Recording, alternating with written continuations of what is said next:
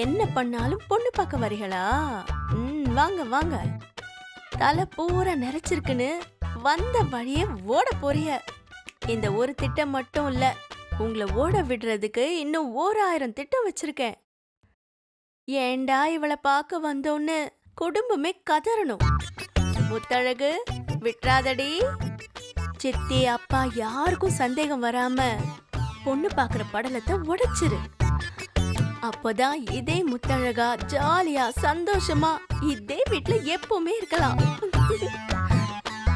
யாரு உன்னை கல்யாணம் பண்ணி இங்க இருந்து துரத்த நினைக்கிறாங்களோ அவங்கள நாம துரத்திருவோம்.